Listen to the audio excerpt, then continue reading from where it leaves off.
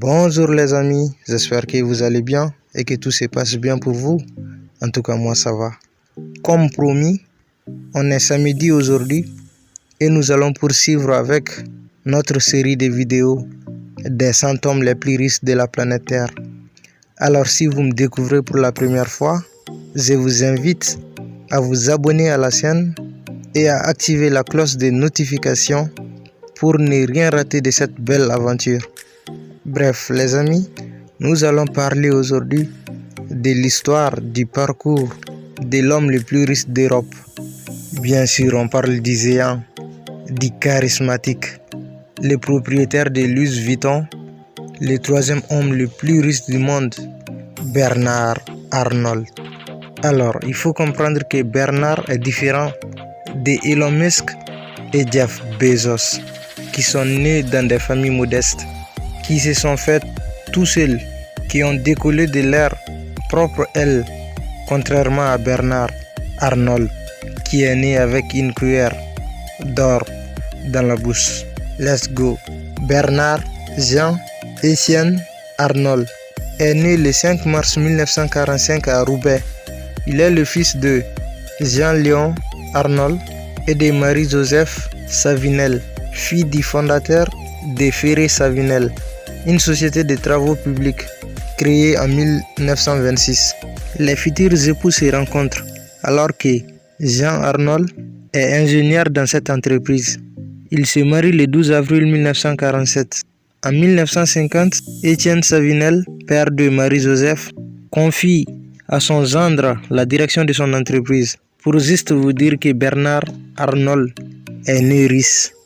Il est un homme d'affaires. Il est l'actionnaire majoritaire et le président directeur général du groupe de luxe Louis Vuitton, alias LVMH, qui veut dire Louis Vuitton Moet Hennessy. Il détient 47,5% des parts du groupe. Bernard Arnault est scolarisé au lycée de Roubaix. Il effectue ses études secondaires au lycée Maxence van der Merwe de Roubaix, puis étudie en classe préparatoire au lycée Faidherbe de Lille. Il est déclaré admissible à l'école polytechnique en 1968, mais il ne peut pas se présenter aux épreuves physiques à cause d'un bras cassé. Bien qu'admis second à l'école des mines de Paris, il choisit de repasser les concours l'année suivante. Il intègre alors l'école polytechnique en 1969. Il est diplômé en 1971. À la sortie de Polytechnique, il décide de rejoindre l'entreprise familiale de travaux publics, Ferré-Savinel. Il rejoint l'entreprise familiale et convainc son père de vendre les parts, de vendre les activités BTP de l'entreprise pour 40 millions de francs, puis de reconvertir la société dans la promotion immobilière, son domaine préféré d'ailleurs, sous le nom commercial de Ferrinel. La nouvelle société se spécialise dans les appartements de tourisme avec un slogan Ferrinel, propriétaire à la mer.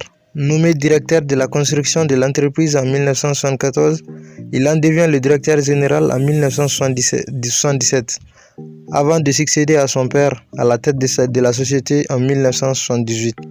En 1981, en réaction à l'élection de François Mitterrand, dont il redoute le programme économique socialiste, il s'expatrie aux États-Unis et fonde Ferrinel INC pour tenter de faire prospérer Ferrinel, mais hélas, le succès est loin d'être au rendez-vous et il revient en France en 1984.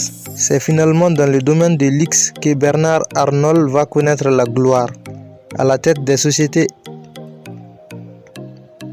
LVMH ou encore Christian Dior.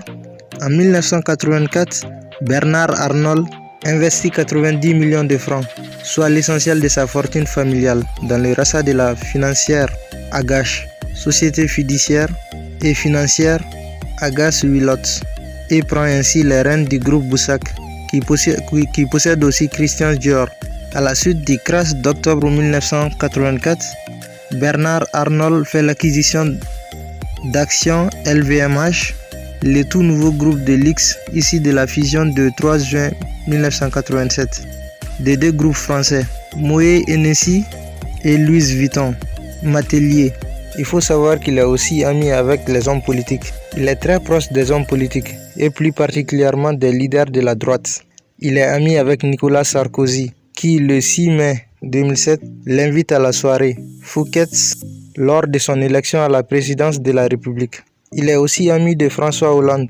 Le 20 octobre 2014, le président de la République François Hollande inaugure la fondation Louis Vuitton pour la création. Au second tour de l'élection présidentielle française de 2017, il soutient Emmanuel Macron, disant son programme raisonnable et courageux. Ses deux derniers fils connaissent Brigitte Macron, qui a été leur professeur en français, leur professeur de français lorsqu'ils étaient élèves. Le 17 octobre 2019, Bernard Arnault inaugure une usine Louis Vuitton au Texas, en compagnie du président des États-Unis Donald Trump. L'immobilier, son premier amour. En 3 décennies, Bernard Arnault a bâti un empire. Il a reçu une éducation bourgeoise.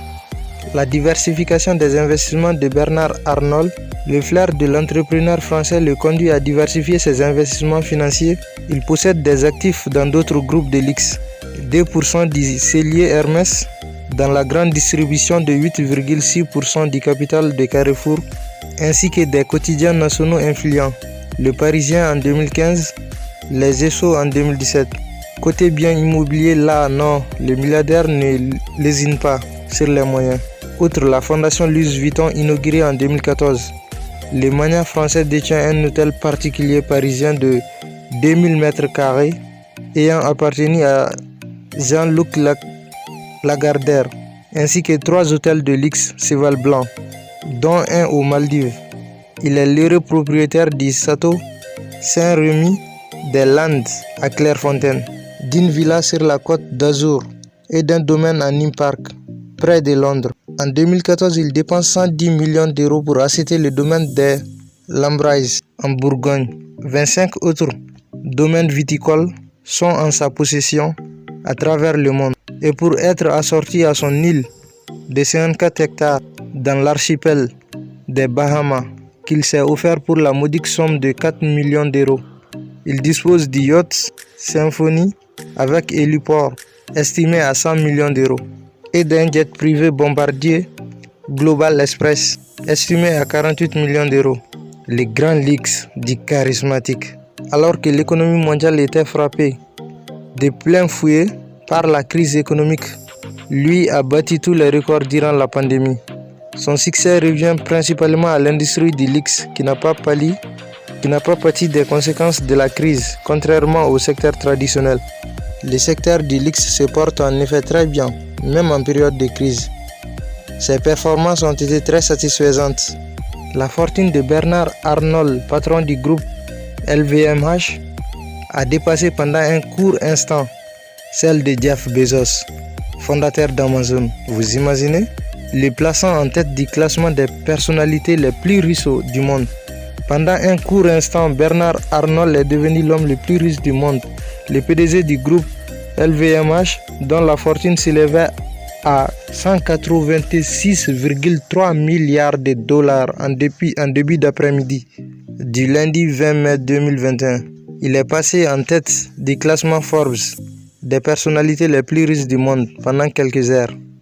Il a ainsi détrôné Jeff Bezos, fondateur d'Amazon, dont la fortune s'élevait alors à 186 milliards de dollars, soit environ une différence de 0,3 milliards de dollars. Mais Jeff Bezos repasse en tête du classement à l'ouverture des marchés américains.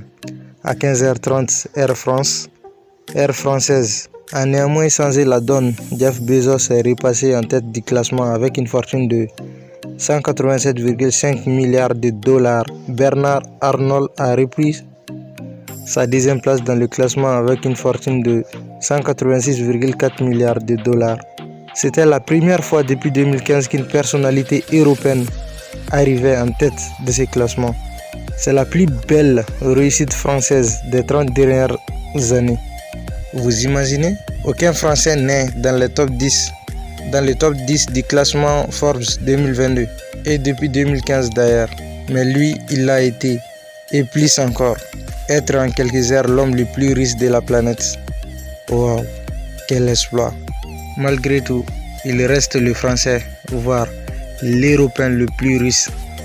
Il est aujourd'hui le troisième homme le plus riche après Elon Musk et Jeff Bezos. Les plus gentils l'appellent Conquistador et les plus méchants l'appellent Terminator.